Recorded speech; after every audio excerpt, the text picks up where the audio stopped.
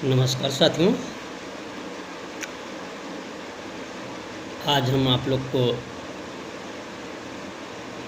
जो शब्दों के निर्माण पे बात कर रहे थे, वीडियो आपको दे चुके हैं। उन्हीं शब्दों में एक नया शब्द लाए हैं। मैंने तत्सम, तद्भव, देसी 3 शब्दों पे बात की थी और आज चौथा जो शब्द है वो हम विदेशी, यानी विदेशी या विदेशज शब्द क्या होते हैं उस पे बात करेंगे। आप लोग तत्सम जान गए, आप लोग तद्भव भी जान गए, आप लोग देशज भी जान गए और आज विदेशज पे हम बात करेंगे, क्योंकि सब एक श्रृंखला में जुड़े हुए हैं और इनको श्रृंखलाबद्ध तरीके से साथ साथ में देने की कोशिश कर रहा हूँ, ताकि आपको जो है समझने में सहूलियत और जो है आसानी प्राप्त होती रहे। तो सीधे से आते हैं हम विदेशज पे बात करते हैं। विदेशज क्या होते हैं? देखिए,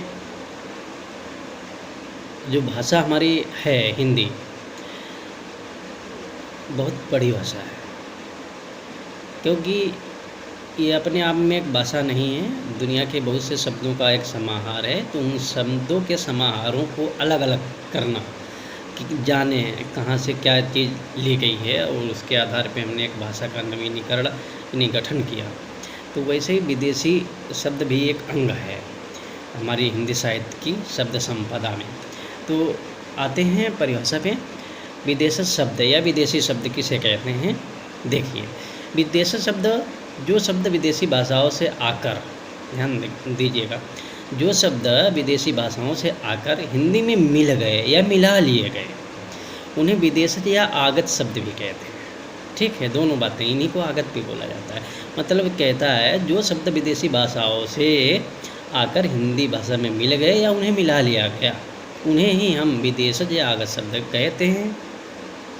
अब ऐसे बहुत से शब्दों को हम आए दिन बोलते रहते हैं, लेकिन हम समझ नहीं पाते ये विदेशी है या नहीं है, क्योंकि हम उसकी मूल जड़ को समझ नहीं पाए, छोड़ दिए, भूल गए, पर उसको रोज़ प्रयोग करते हैं, जान नहीं पाते कौन सा। तो जैसे फिर से, मतलब जो शब्द विदेशी भाषाओं से आकर हिंदी में मिल गए या उन्हें मिला लिया गया, उन्हें विदेशी या आगत शब्द या विदेशी शब्द कहा गया। जैसे स्कूल, चाय, लीची, डॉक्टर, स्टेशन, अफसर, एकेडमी, साइकिल, बाईसाइकिल, मुकाम, मुकदमा, मतलब, मदद, फैसला, फकीर, हलवाई, कब्जा, आदमी, तनख्वाह, चश्मा, समोसा इत्यादि बहुत से और शब्द।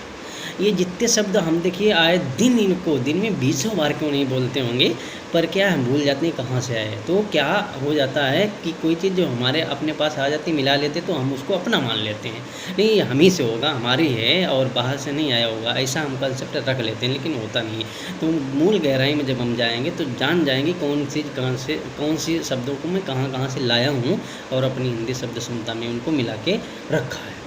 तो ये चीज़ें, यही विदेशी बहुत से और हैं, ये तो मैंने एक उदाहरण के लिए आपको बताई। मतलब ये ध्यान रखिएगा, मैं एक चीज़ और मैंने इसीलिए तत्सम वाला वीडियो पहले दिया था, क्योंकि तत्सम अगर मेरे बच्चे सही से समझ ले गए तो तद्भव भी जान जाएंगे।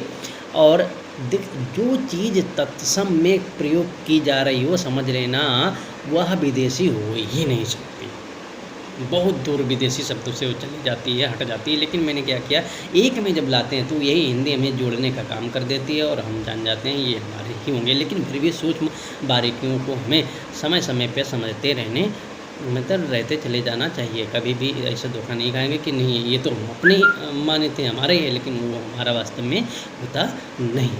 तो आप जानेंगे होंगे। फिर से एक बार हम परिभाषा को रिपीट कर देते हैं। मतलब वे शब्द जो विदेशी भाषाओं से आकर हिंदी में मिल गए या मिला लिए गए, उन्हें विदेशी या आगत शब्द कहा गया। जैसे स्कूल है, चाय है, लीची है, डॉक्टर, स्टेशन है, मास्टर है, एकेडमी, बाईसाइकिल है, मुकाम है, मुकदमा है, मतलब है, मदद है, फैसला है, फकीर है, हलवाई है, कब्जा है, आदमी है, तनख्वाह है, चश्मा आदि। ऐसे बहुत से शब्द हैं जिनको मैंने हिंदी में प्रयोग किया, और लेकिन ये विदेशी शब्द हैं। आज ये विदेशी शब्दों की बात भी हम यहीं पे समाप्त कर देते हैं, और आगे जब अगला हम लाएंगे शब्दों की उत्पत्ति के बारे में, तो नई कोई चीज़ होगी जो भी इसी श्रृंखला में जुड़ी होगी। तो तब तक के लिए आप इस चीज़ को ध्यान से देखिएगा और दीजिए हमें इजाज़त। फिर हम नए वीडियो के साथ आपके समक्ष उपस्थित हो जाएंगे। तब तक के लिए अपना ख्याल रखिए, खुश रहिए, स्वस्थ रखिए और आगे को बढ़ते रहिए। शुक्रिया।